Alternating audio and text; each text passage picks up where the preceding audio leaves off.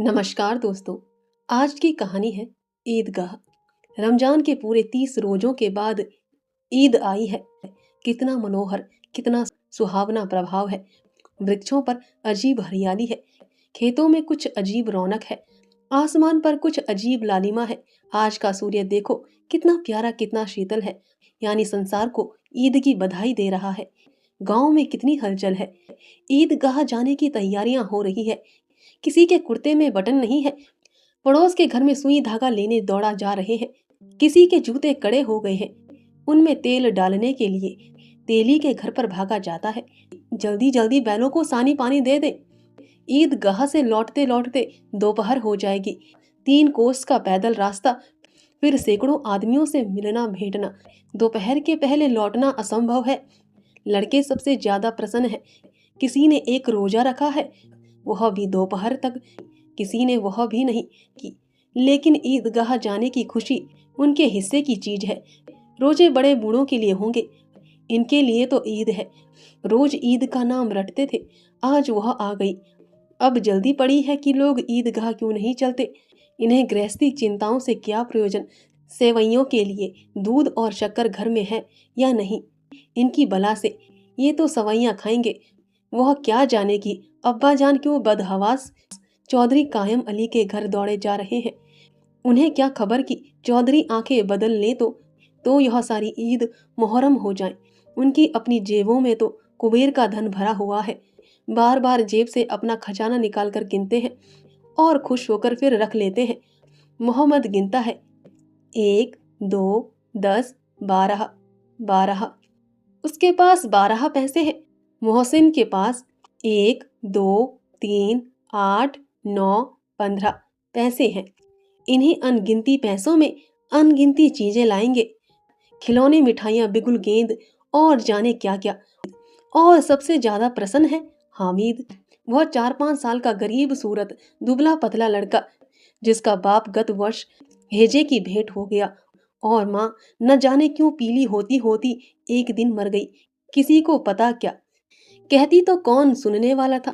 दिल पर जो कुछ बीतती थी वह दिल में सहती थी, और जब ना सहा गया तो संसार से विदा हो गई। अब हामिद अपनी बूढ़ी दादी अमीना की गोद में सोता है और उतना ही प्रसन्न है। उसके अब्बा जान रुपए कमाने गए हैं, बहुत सी थैलियां लेकर आएंगे।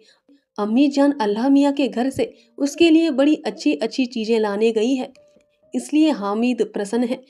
आशा तो बड़ी चीज है, और फिर बच्चों की आशा। उनकी कल्पना तो राई का पर्वत बना लेती है। हामिद के पाँव में जूते नहीं है, सिर पर एक पुरानी धुरानी टोपी है जिसका गोटा काला पड़ गया है। फिर भी वह प्रसन्न है।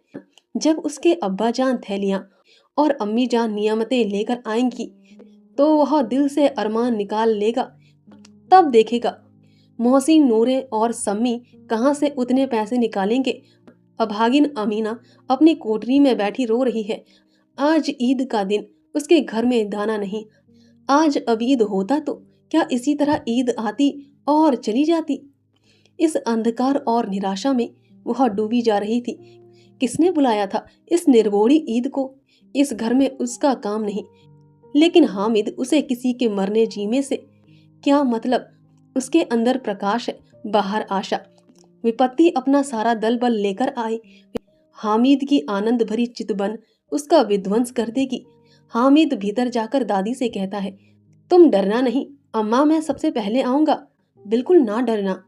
अमीना का दिल कचोट रहा है। गांव के बच्चे अपने अपने बाप के साथ जा रहे हैं। हामिद का बाप अमीना के सिवा और कौन है। उसे कैसे अकेले मेले जाने दे। उस भीड़ बाहर से बच्चा कहीं खो जाए तो क्या हो। नहीं, अमीना उसे यूं न जाने देगी। नन्ही सी जान 3 कोस चलेगा कैसे। पैर में छाले पड़ जाएंगे, जूते भी तो नहीं है। वह थोड़ी थोड़ी दूर पर उसे गोद में ले लेती, लेकिन यहाँ से वहियां कौन पकाएगा।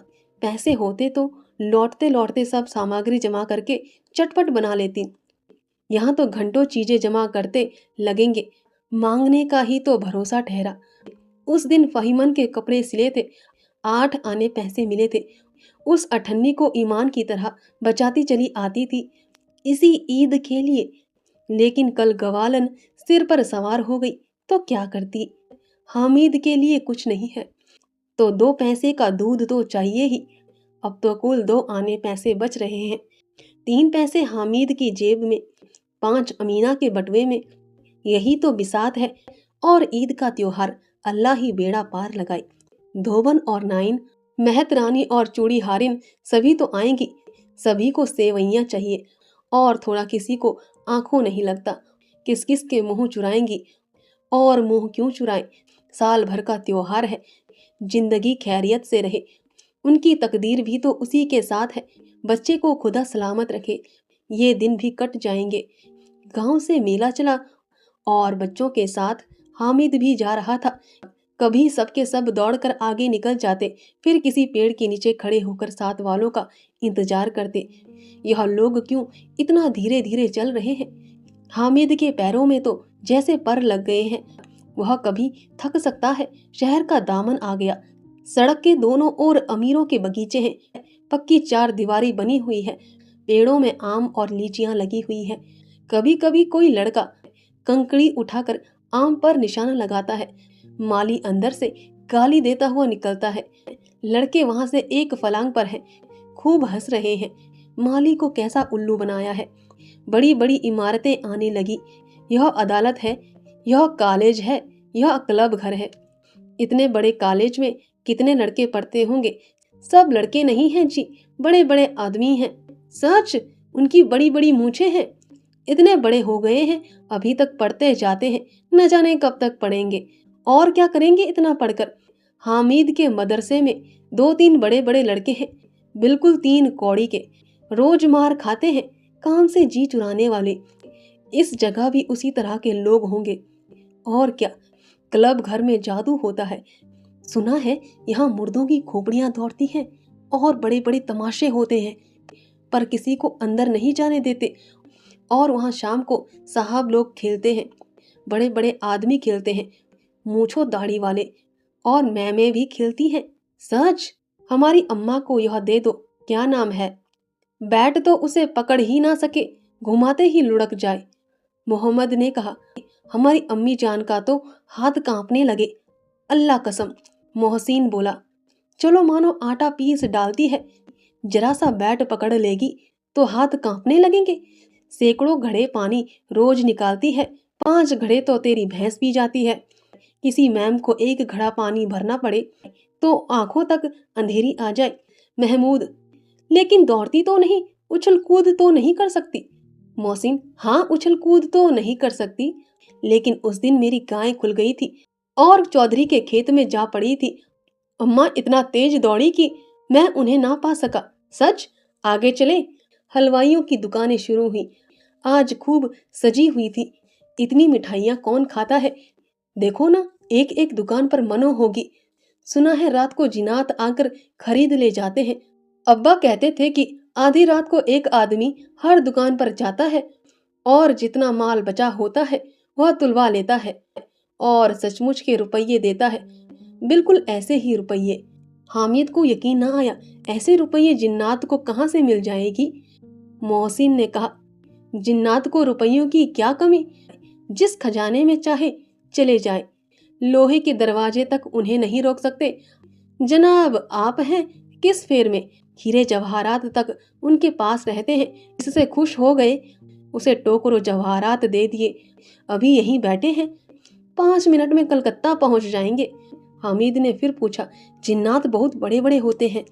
मोहसिन, एक एक सिर आसमान के बराबर होता है। जमीन पर खड़ा हो जाए तो उसका सिर आसमान से जा लगे, मगर चाहे तो एक लोटे में घुस जाए। हामिद, लोग उन्हें कैसे खुश करते होंगे। कोई मुझे यह मंत्र बता दे तो एक जिन को खुश कर लूं। मोहसिन, अब यह तो ना जानता, लेकिन चौधरी साहब के काबू में बहुत से जिन्नात हैं। कोई चीज चोरी जाए, चौधरी साहब उसका पता लगा देंगे और चोर का नाम बता देंगे। जुमराती का बछुआ उस दिन खो गया था। 3 दिन हैरान हुए, कहीं ना मिला। तब झक मारकर चौधरी के पास गए। चौधरी ने तुरंत बता दिया, मवेशी खाने में है, और वहीं मिला। जिन्नात आकर उन्हें सारे जहान की खबर दे जाते हैं। अब उसकी समझ में आ गया कि चौधरी के पास क्यों इतना धन है और क्यों उसका इतना सम्मान है।